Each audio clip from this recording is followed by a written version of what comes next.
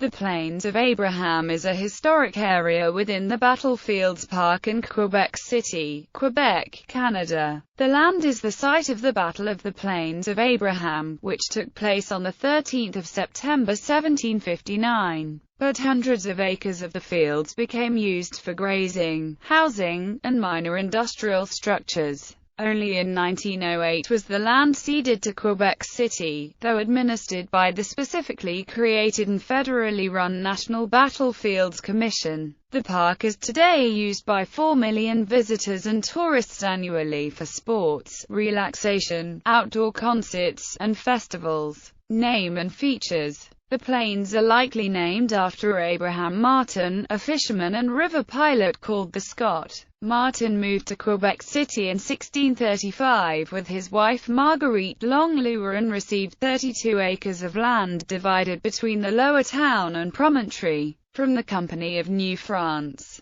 Abraham's name appears in the toponymy of Quebec City at the time of the French regime. The deeds of the 17th and 18th centuries referring to the coast of Abraham, and a 1734 plan even precisely locating an Abraham Street. Later, the journals of the Chevalier de Lévis and the Marquis de Montcalm referred to the heights of Abraham, as did the diaries of British soldiers, who also employed the phrase Plains of Abraham. The park itself presently occupies an area approximately 2.4 kilometers long by 0.8 kilometers wide, 98 hectares that extends westward from the citadel of Quebec and the walls of Quebec City along a plateau above the St. Lawrence River, and forms a part of the Battlefields Park. An interpretive center and walking trails have been built on the site, and monuments commemorate the Battle of St. Foy and James Wolfe, the latter being an astronomic meridian marker raised in 1790 by the Surveyor General of Canada, Major Holland,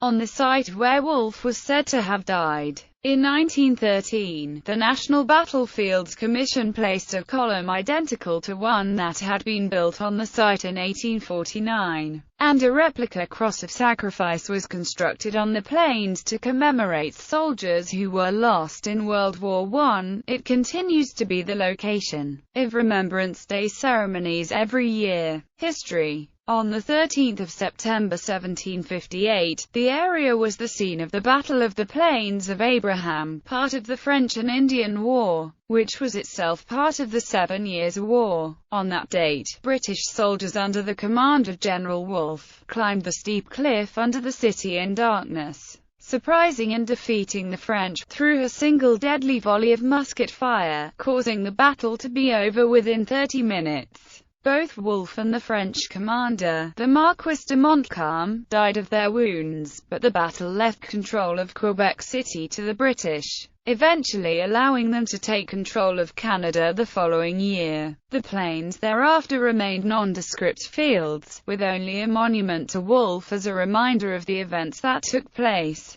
As Quebec City grew, development of the area took place unabated, and hundreds of acres were built over. Only in 1901 did government intervention come, when the proposed subdivision of 88 acres of the region was halted by the purchase of the land by the Dominion Crown. At the same time, however, another area of the plains was taken and, despite public protest, covered by a Ross rifle factory, which included a water tank built upon an existing Martello tower. A movement to preserve the site continued, nonetheless, and by 1904, the Literary and Historical Society of Quebec was permitted by the federal government to put up plaques at various significant spots around the vicinity. The following year, a proposal for the establishment of an Historic Landmarks Association was placed before the Royal Society of Canada, and Governor-General the Earl Grey initiated his plan to preserve the battlefields. having visited the site and stating that he would never rest until such sacred ground became the heirloom of all Canada and the Empire. The mayor of Quebec City, Jeangagnon, in 1908 appointed a landmark commission under the chairmanship of Chief Justice of the Quebec Superior Court François Langelier. Amongst its recommendations for permanently recording the celebrations for the 300th anniversary of the founding of Quebec City, the group called for a nationalization of the Quebec battlefields and the construction of a museum of Canadian history. The federal prime minister at the time, Wilfrid Laurier, suggested, however, that a preservation of the plains themselves would be a more fitting tribute, thus falling in line with the desires of the Earl Grey, who in January had traveled to Quebec to see whether the site could be dedicated as a part of the centenary celebrations.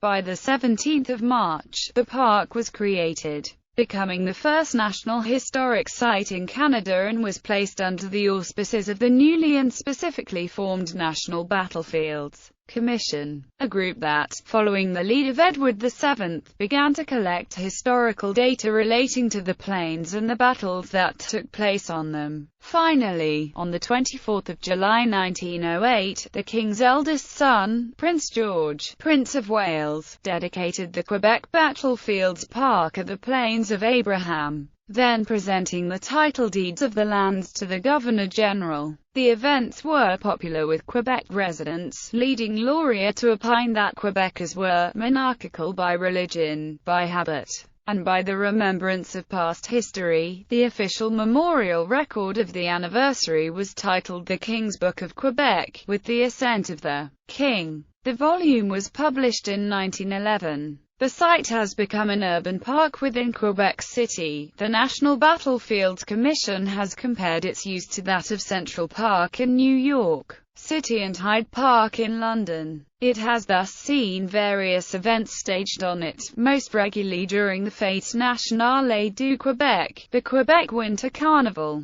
and the Quebec City Summer Festival. Recognition. On 10 September 1959, Canada Post issued Plains of Abraham, 1759–1959, designed by Ephraim Philip Weiss, with a picture engraved by Yves Barriel and lettering engraved by Donald J. Mitchell. The 5 stamps are perforated 12 and were printed by Canadian Bank Note Company. The site is mentioned in the 1975 song, Acadian Driftwood, by the band, as well as in the song, The Maker, by Daniel Lanois.